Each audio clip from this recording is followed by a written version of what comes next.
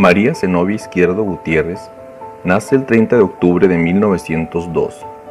Oriunda de San Juan de los Lagos, Jalisco, México, su padre murió cuando ella tenía 5 años de edad, quedando al cuidado de sus abuelos que le brindaron una excelente educación. Desde su infancia, María comenzó a desarrollar el amor por el arte, especialmente por la pintura.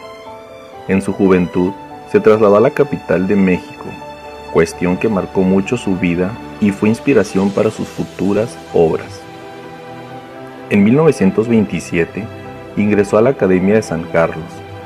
En ella, tuvo algunos maestros como Germán Gedovius y Manuel Toussaint, aunque cabe mencionar que la influencia más profunda la obtuvo de Rufino Tamayo, con quien luego tuvo una relación amorosa. Su primera obra salió a la luz en el año de 1930, aunque comenzó a desarrollarla 3 años atrás. Sus obras iniciales se enfocaban en mostrar el entorno cercano del artista, retratos de sus seres queridos y amigos. Ejemplo de ello es el retrato de Belén de 1920 o Niñas durmiendo 1930, así como naturalezas muertas y paisajes. A María le fascinaba pintar paisajes porque a través de ellos revelaba el entorno que le envolvió en su camino desde su infancia rural y la vida adulta en la Ciudad de México. Sus pinturas incluían industrias, grandes edificios, calles y semáforos. Su nombre empezó a coger popularidad. Gracias a esto, en 1930 llevó a cabo una composición de la cementera La Tolteca, con la que participó en un concurso artístico convocado por dicha empresa y que le otorgó una mención honorífica especial del jurado. Lo anterior la ubica como la primera mujer mexicana en exponer una obra públicamente. Ahora bien, la pintura de Izquierdo se inserta en la tendencia del arte posrevolucionario. También posee importantes vínculos con el arte de vanguardia, aunque relacionados con la mexicanidad.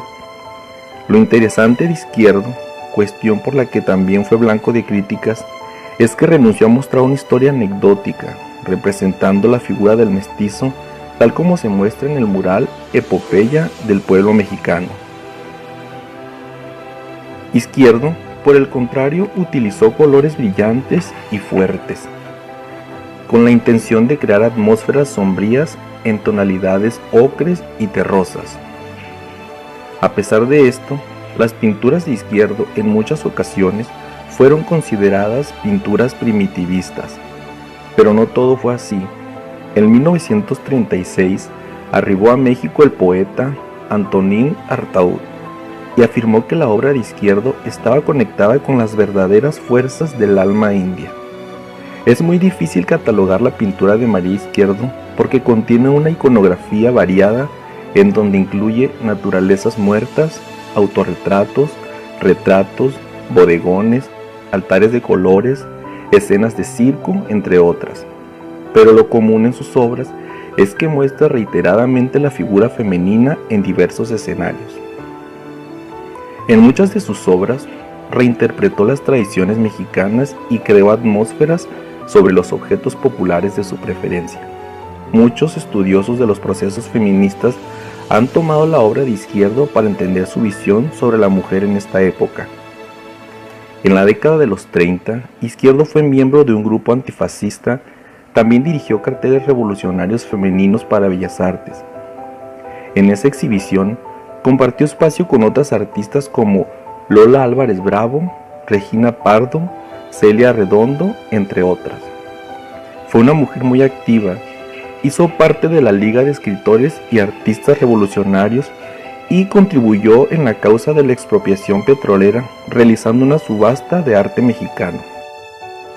En ese momento, llevó a cabo una conferencia radial titulada La mujer y el arte.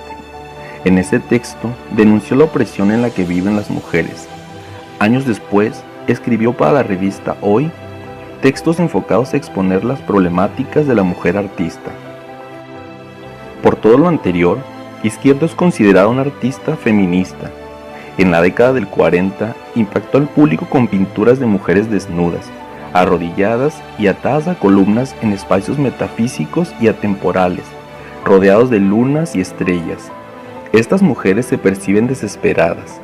Dichas obras tienen la influencia de la pintura de Antonin Artaud y también tienen como trasfondo la separación con Rufino Tamayo. Realizó una ruptura con el arte mexicano posrevolucionario que asoció a la mujer como una madre, maestra y patria. En lugar de esto, Izquierdo se atrevió a representar el silencio, el dolor y la melancolía, tal como ocurre en la obra Alegoría del Trabajo. En otras obras, los cuerpos de las mujeres han sido decapitados y se manifiesta con intensa angustia. Estas pinturas ocurren en espacios metafísicos con el fin de evidenciar la ausencia, vacío y angustia. Ahora bien, las representaciones de las mujeres muestran las condiciones de posibilidad de la mujer en el contexto postrevolucionario, sus limitaciones y problemáticas. En 1945, Izquierdo realizó un mural para el departamento del Distrito Federal, pero tiempo después de iniciado el trabajo se le envió una orden de cancelación. Se dice que esto fue obra de Siqueiros, Orozco y Rivera, que le pidieron a Javier Rojo Gómez que cancelara el proyecto, porque una mujer no tenía las cualidades necesarias para realizar dicho mural. Aunque Izquierdo denunció públicamente lo que había ocurrido con la intención de buscar apoyo, ocurrió todo lo contrario. Es claro que Izquierdo abrazó algunos de los principios del surrealismo, también que su obra frecuentemente se enfocó en la fantasía y la soledad, así como las escenas de circo. Su mundo es femenino, íntimo y secreto. Lo admirable de esta artista es que logró compartir espacios artísticos en una época en donde la mujer no tenía muchas posibilidades en relación a los hombres, con importantes artistas hombres como Rufino Tamayo y Diego Rivera en el Museo Metropolitano de Arte. Lamentablemente, Izquierdo sufrió una parálisis de la mitad de su cuerpo en 1948. Aunque esto impedía su movilidad del lado derecho, continuó su prolífica carrera usando un solo brazo. Varios años después, María Izquierdo falleció el 2 de diciembre de 1955 en la Ciudad de México. El tiempo mexicano que le tocó vivir por parte se caracterizó por abrir nuevos campos de acción a la mujer. No obstante, en el ámbito del arte estuvo marcado por un culto excesivo del nacionalismo y un dominio de los pintores muralistas, circunstancias que limitaron la difusión de su trabajo los últimos años de su vida. En octubre de 2012, Izquierdo fue nombrada por decreto Mujer Ilustre por el gobierno mexicano. Sus restos descansan en la Rotonda de las Personas Ilustres al poniente de la Ciudad de México. Talentosa artista plástica jalisciense que el tiempo ha colocado en la cúspide de la pintura femenil mexicana. Sus pinturas se inspiraron en el folclore y en los tipos nacionales, derivando a veces en el surrealismo. Destaca el decreto de su nombramiento de Mujer Ilustre. Tiene un carácter popular y un estilo primitivo basados en sencillez, vigorosas líneas y colorido brillante. En general, su obra se caracterizó por la temática popular mexicanista, en sus elementos conceptuales, pero con un discurso moderno en su tratamiento formal y estético, agrega. Actualmente, la mayoría de su labor pictórica se encuentra en manos de extranjeros y muchos de sus restantes trabajos se encuentran perdidos.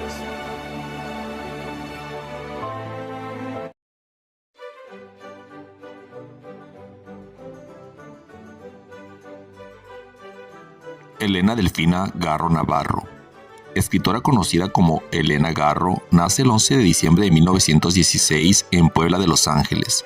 Fallece el 22 de agosto de 1998 en Cuernavaca.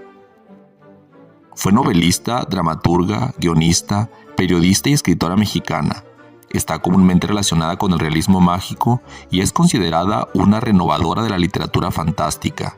Si bien ella misma rechazó esta identificación por considerarla una etiqueta mercantilista.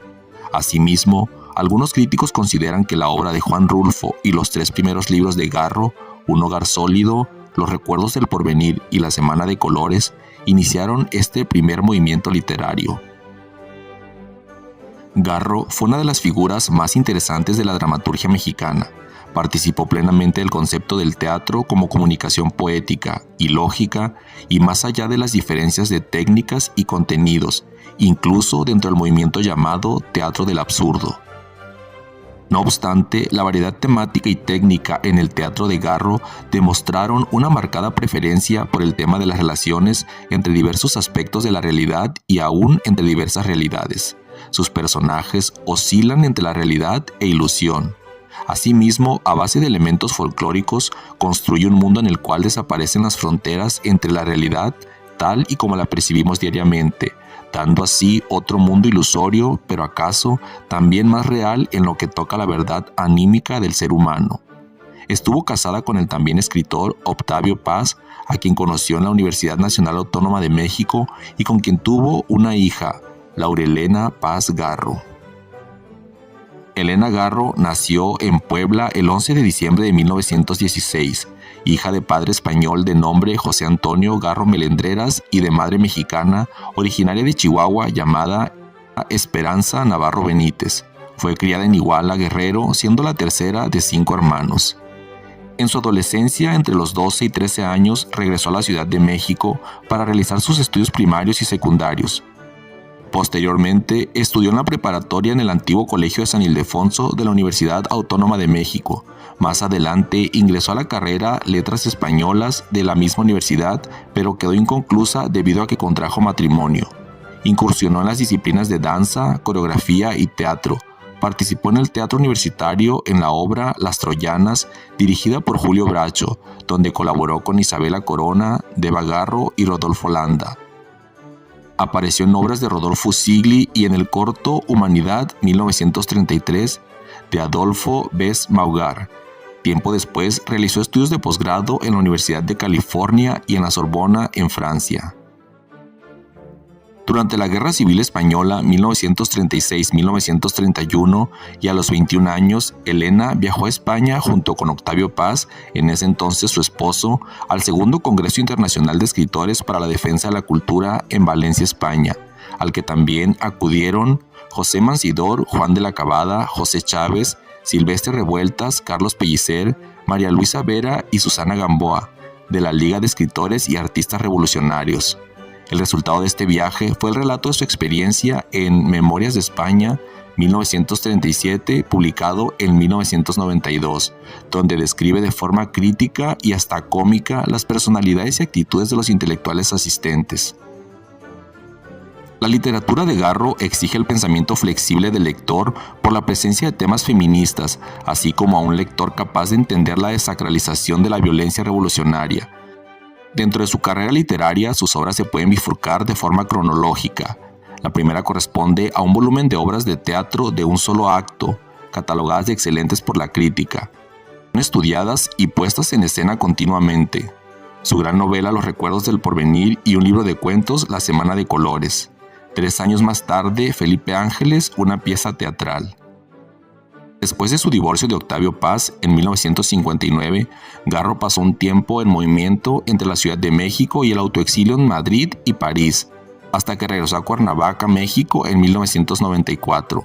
Como aliada cercana del político Carlos Madrazo, también fue blanco de una campaña contra los disidentes políticos en 1968, y a pesar de sus puntos de vista anticomunistas y de derecha, se convirtió en objeto de una campaña de difamación anticomunista después de la masacre de Tlatelolco.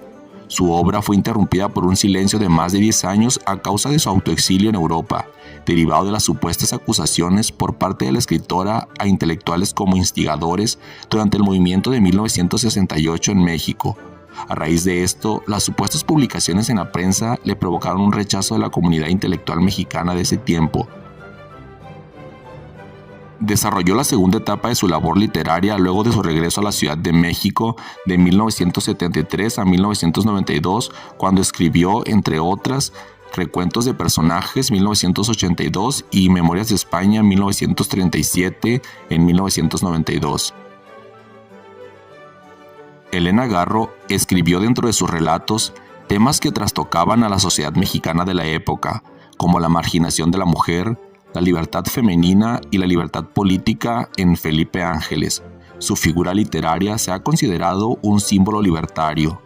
Durante su carrera literaria se le catalogó como precursora del realismo mágico, término que despreció porque consideraba que era una etiqueta mercantilista que le molestaba, porque decía que el realismo mágico era la esencia de la cosmovisión indígena, por lo tanto, nada nuevo bajo el sol, explicaba su biógrafa Patricia Rosas Lopategui.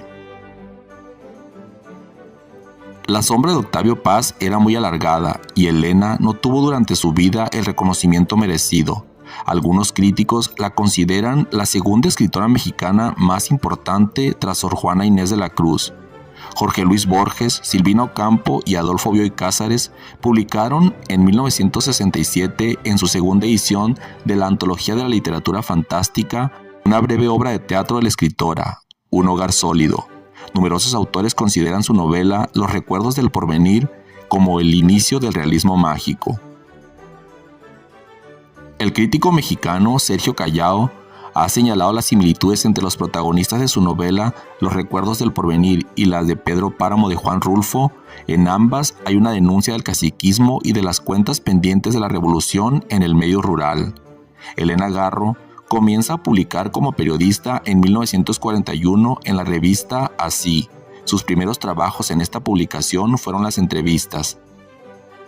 Entre los premios que recibió están el premio Javier Villaurrutia de 1963 por Los recuerdos del porvenir, premio Grijalbo 1981 por Testimonio sobre Mariana, premio Bellas Artes de Narrativa Colima como obra publicada, premio Bellas Artes de Narrativa Colima para obra publicada 1996, premio Sor Juana Inés de la Cruz 1996. Elena Garro falleció el 22 de agosto de 1998 a la edad de 81 años en Cuernavaca, Morelos, por complicaciones cardiorrespiratorias. Fue sepultada en el cementerio Jardines de la Paz de esa ciudad.